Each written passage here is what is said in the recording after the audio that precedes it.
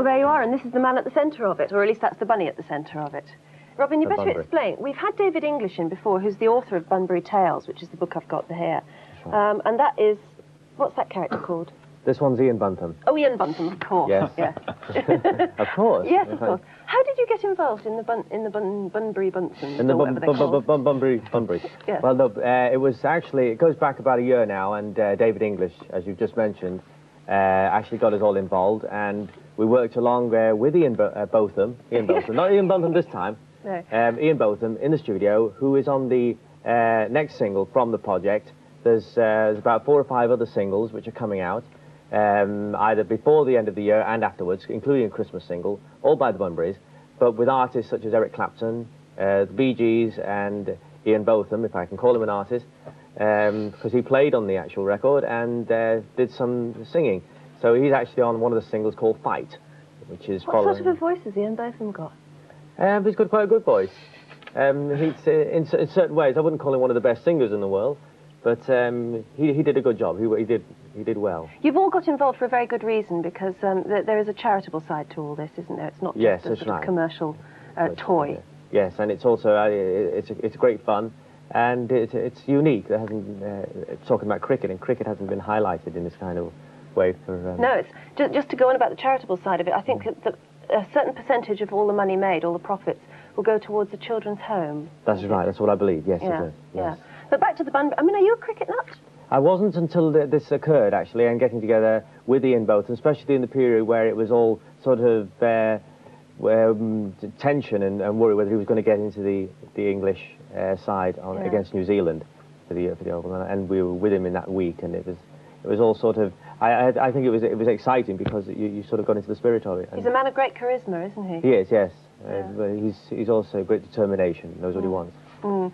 I love the Bunbury CC First 11. I don't know if you've heard this, but Ian Buntham is, of course, the captain. Robin Jackrabbit is the fast bowler. Dennis Lettuce has been borrowed from Australia. I like that. Philip Ed Buns, John Ember Bunny, Goldenhair Gower, Bob Taylor, Rodney Munch, Viv Radish, Colin Milburn, Graham Burrow, and young Raj Bunn. All original names. Lovely ideas. Yeah. Anyway, look, how are your brothers? They're fine. The Bunbury G's. Or, yes, they're very well indeed. They're in America at the moment. Bungees, that's it. You ought to be called the Bungees. Yes, right, yes, very good. That was courtesy of the director. Yes, I know, it's well thought of. But they're all abroad at the moment? Yeah, they're all in the States. Mm. And you were over here, we saw you in the news, actually taking part in that record. Oh, is that the T-shirt? That's the T-shirt. Oh, what's that one? That's the anti-drug Live in World. It's a single, comes out in 2 weeks' time. And we did it at Abbey Road Studios yesterday, as they say, cliche, with a host of stars. Yeah. And a who's who of the pop world. That's it, yes. Yeah. And people like Madness and Frankie Goes to Hollywood were there, and I think it's going to be it's a good record for a good cause. Did you come over to Britain for that, or did you sort of decide that was a good thing to take part in? No, I was actually here for Arrest. We finished up doing the Dinah Ross project, the Chain Reaction and things like that, which we had earlier. I didn't know that, that you'd written Chain Reaction. Ah, well, you do now. Oh, you are clever, aren't you? Clever little boy. Yeah. Yes, so we did. We wrote that one, and we're going to be making a new Bee Gees album in October for next year, for March. That's the first time in a long time you've got together on an album. Been writing for everybody else in between times, so now we're going to write for ourselves. No, but when you do that, when you take a long rest and then you come back and you do an album, he's getting in the way, is he? What do you think of it so far? Yeah. All right. When you do that, you emerge with a different sound. Is there a different sound going to come out of the Bee Gees this time? But it'll be an R&B profile on the actual groove, because that's what we enjoy doing the most. But I think it will sound different to what we've been doing. You won't hear the same Bee Gees record that people would have been used to hearing in, as you say, in recent years. Yes. Still enjoying it anyway. Oh yeah, love it. Yes, great. Absolutely. Well, Robin, we'll talk to you again in a few minutes, and again to Ian Buntham, of course, who is obviously the star. So it's not goodbye yet, is it? It's not goodbye yet. So it's time to have a cup of tea. Well, can I feed Bunbury? Yes. Yes. Okay. Yeah. What does he eat? Actually, purified carrots. Oh. Because it's only a baby. Oh. Put it in a blender. Oh, right. Okay. Right, we'll take a short break. You, at a young age, were involved in a similar sort of tragedy, weren't you? Yes, although it wasn't a hijacking, it was a train crash in Lewisham, where about 50 to 60 people were killed. And it was something that I'll never forget, because when you're brought so close. Not so much myself, I know the chances are that I could have been killed, but it's something that it's seeing all those people as well that were less fortunate than you, in such terrible injuries, and those who survived the injuries and those who died. It was an awful thing to experience. But I think it's something. It does make you a better person. How old were you then? About 15, 16. And did it sort of haunt you in later life, that experience? It didn't haunt me. I mean, it made me aware that we're not invincible. That we're only here for a certain amount of time, and one is aware of dangers. I suppose it's not good always to remember dangers in life, but it does make you a little bit more careful, and I think knowing that just makes you probably a better person. What about today? Because you fly around an awful lot at the moment, don't you? Are you ever worried about possibly being the next hostage in a hijacking? You just think that the odds are greater when you fly more. Not the odds. Oh, well, the odds come down, don't they? I mean, when you fly more, it's the other way around. It's just the greater the chances are when you fly. That's what I'm trying to say, and that's probably because I fly Concorde a lot. I know that sounds sort of capitalistic, and I hate saying, I fly Concorde, but it's the only way in my business that I can get from one point to another in a short space of time. But the Concorde is such a vulnerable piece of machinery in terms of being a target. That's interesting, and you always think that when you get on that plane. Well, I was in Washington once, and all these guys came on board, and we thought they were hijackers, but they were actually from the FBI. And they were taking photographs of everything all over the plane. They were on the wings, taking all these different shots. And they said, we've only got half an hour on this stay over. We have to take a picture of the whole plane to make sure if anything hijack happens, we can move in. You see, and that happens quite often. That's interesting. We'll talk more again later. Okay. But for the moment, let's go over to Wincy. Right. As you may know, the young lady sitting beside me is celebrating a birthday today. And our guest, Robin Gibb, Q Robin. There's a lot of queuing going on. Has a little gift for you. Oh, Robin. Yes. Can I come round? Climb over. Okay. Done. Oh, how kind. Sounds very easy. That one's dripping water. I don't know Which one?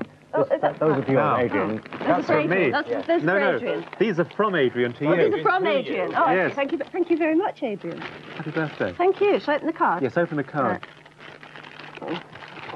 Get it off. I thought if I can give them to Sarah Ferguson, I can give them to you. Well, not quite the same, I wouldn't presume, but that's... Oh, isn't that lovely? Look. You're a star today, it says. And every day, too. To Anne, love Adrian. Oh, thank you very much, Adrian. How kind. That's lovely. And red roses, too.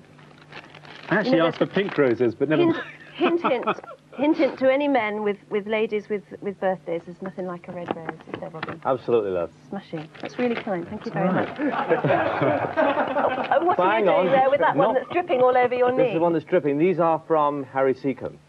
Oh, bless him, because it's his birthday today, too. Yes, that's right, yeah. Oh, how lovely. Yeah. It's also Judith Hand's birthday, the presenter of Tomorrow's World. It's also Our Lady's birthday today, Virgin Mary's birthday. Birthday, much love and me. Oh, isn't that lovely of Harry Seacombe there? Send me flowers too. Thank you very much. What's happening next? Happy birthday. Oh, thank you. We'll be back after the break. Yesterday, our guest Robin Gibb was among the many showbiz and pop stars who recorded a new anti-drug single at London's Abbey Road studio. And our reporter, Moya Doherty, was very kindly there.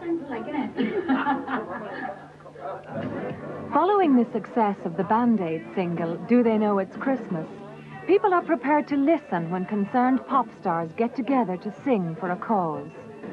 Leading a major anti-drugs drive, stars from the pop and showbiz world combined gathered in London's famed Abbey Road studios to record an anti-smack single, Live In World.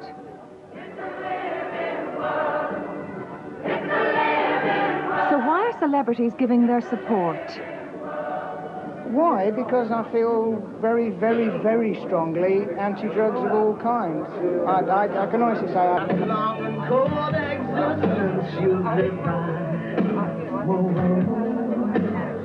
But despite the enthusiastic lineup, organisers who had hoped that Boy George would join in the anti-drugs fundraising single Live In World were disappointed.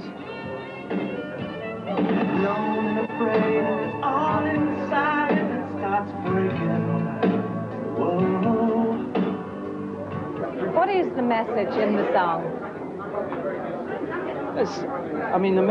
Where I come from in Glasgow, we're very down to earth about these things. If you take it, you die. It's about as simple as that. So, it's a terrible drug. I mean, I've seen it destroying some of my closest personal friends. And I think that first and foremost, you should wake up in the morning and look in the mirror and say, look,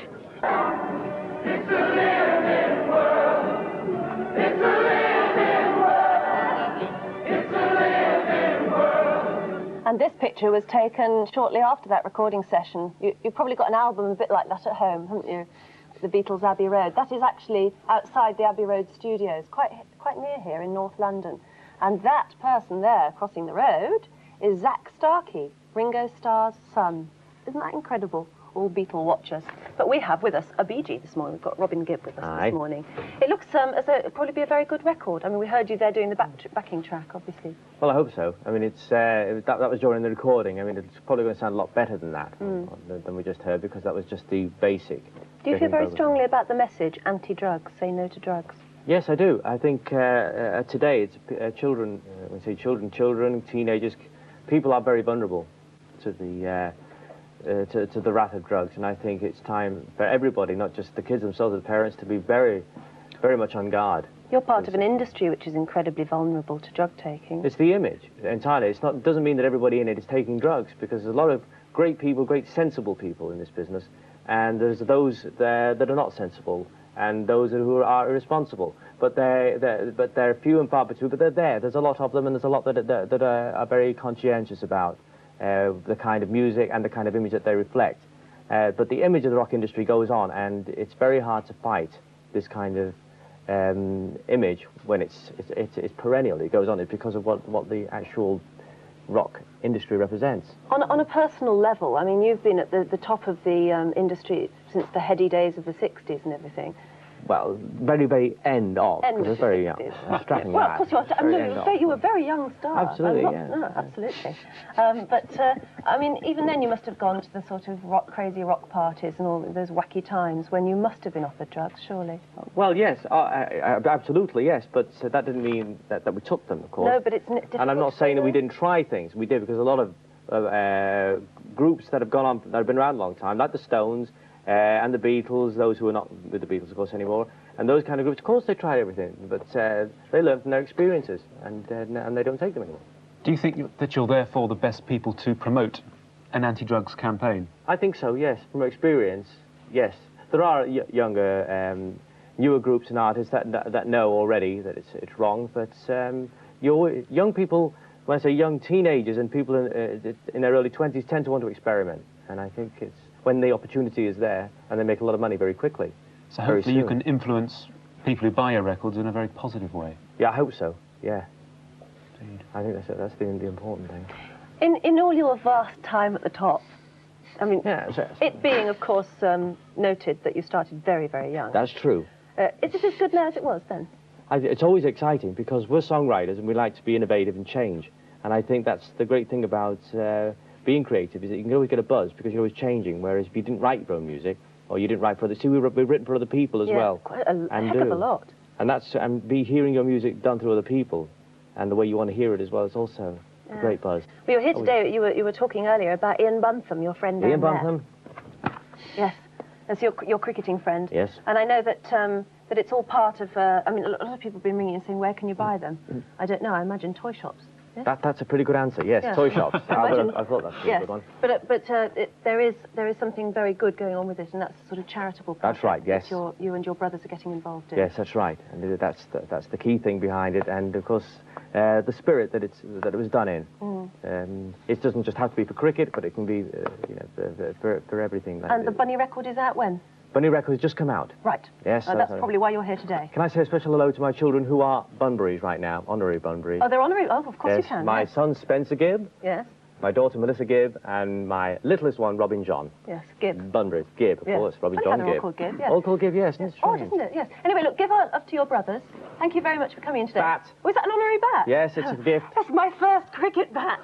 Use it well. Thank you very much, Robin. Thanks, love. Happy birthday again. We've got to put your flowers in some water now, haven't we? And we'll, yes. And we'll, it's like a florist here. And we'll be back in a few minutes.